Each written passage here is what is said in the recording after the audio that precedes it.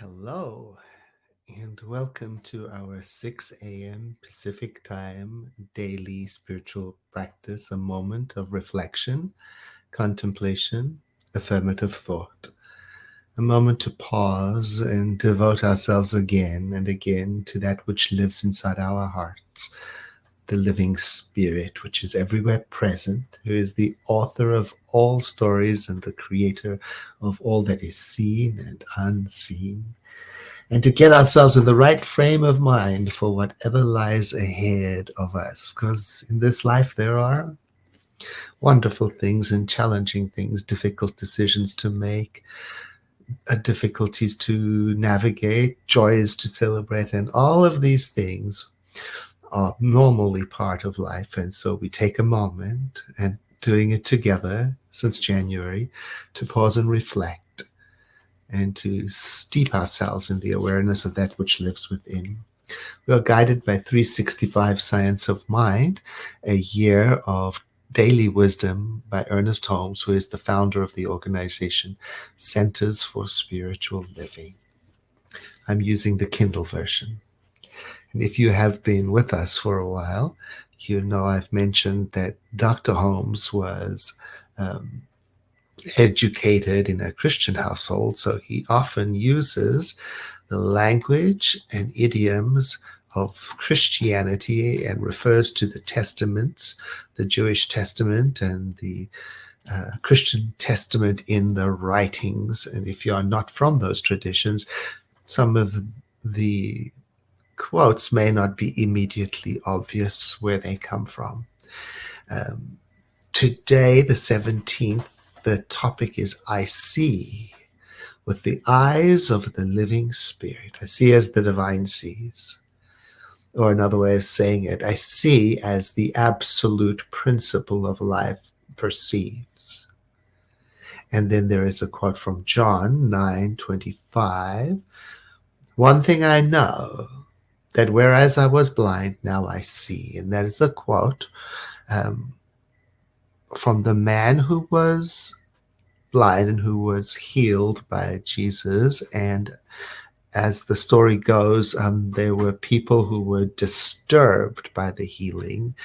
And the chapter has a long discussion about what authority the healing was based on. So it's very interesting reading if you want to. But this chapter is not so much about physical healing as it is, well, I guess in a sense, healing of perception, right seeing, seeing things as they are spiritually. He starts off by saying, the ancients said that there is an, quote, all-seeing eye. Now, what is he talking about, an all-seeing eye? Well, you may very well know the all-seeing eye of the divine is also known as the eye of providence. It's a symbol that's got an eye enclosed in a triangle with rays of light, or the rays of the majesty of the divine, and it represents the all-seeingness of the divine, watching over creation. Now, there is a very well-known example of one. It appears on the reverse of the Great Seal of the United States, and that is depicted on the $1 bill. So if you're from the United States and you have a $1 bill handy, you can see it. But it also shows up in different cultures. In a cathedral in St. Petersburg in Russia, in the temple in Salt Lake City in Utah, in a church in Mannheim, Germany, in a monastery in Georgia. Also, several universities use it in their insignia, West Virginia, Pennsylvania, also in Santiago, Chile. So it's very, very common. So the ancients said there is an all-seeing eye, and that we should cause our physical eyes to see in the same way that the all-seeing eye of the divine sees, so that we look at things not as they appear, but as they are on the spiritual side. But is it not true that often we see with blurred vision because we are so confused in our thinking? So this is why the practice of pausing, breathing, contemplating is so useful, to let confusion subside. The all-seeing eye of the divine sees things as they really are. And it's also why Jesus said that we ought to judge not by appearances, but by the truth of what is going on. He said, judge righteously. We cannot expect to draw a pattern of this right seeing from the world as it appears, the world of confusion.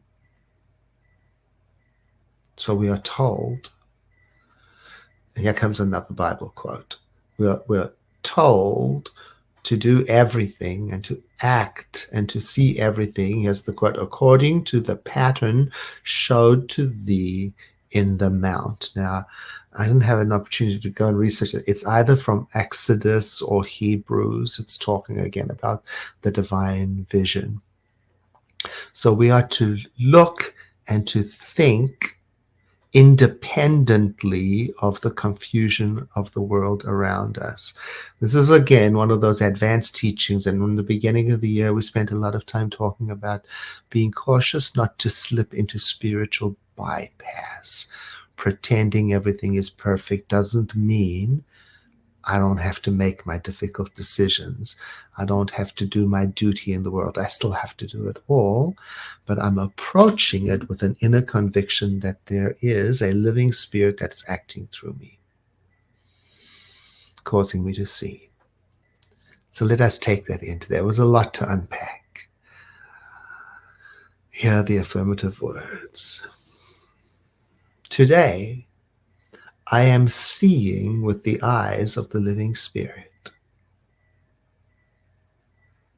I am looking at things in a perfect and direct way. I see into the heart of everything. I see through confusion to the peace that is present always. I see through my own doubt to the certainty that is in me.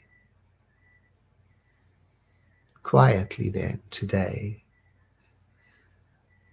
I review everything, myself, those around me, and everything that comes into my attention,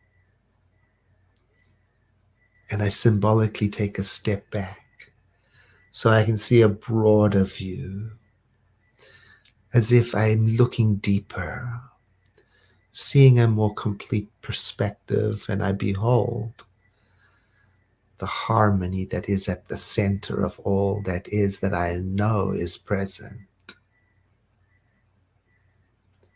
Today, I keep my eye on this truth, that what the living spirit has made is good.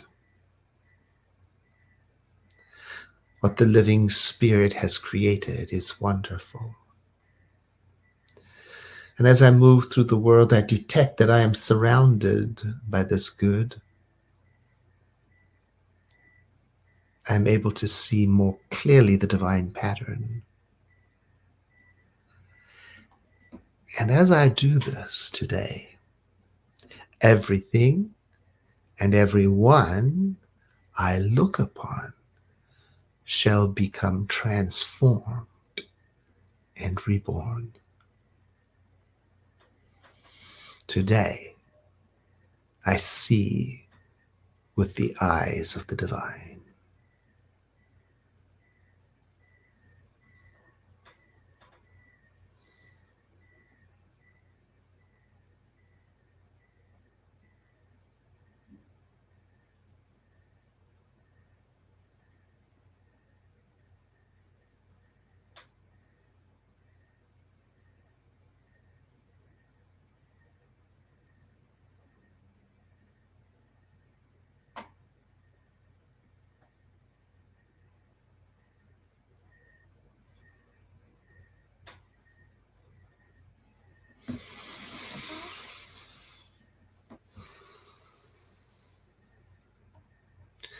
Thank you very much for joining today.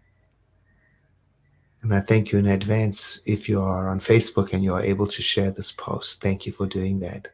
And thank you for letting us know where you are joining from. And again, to those who have sent me emails with the wonderful stories of how this daily devotional is impacting your life, I thank you very much. Have a blessed day.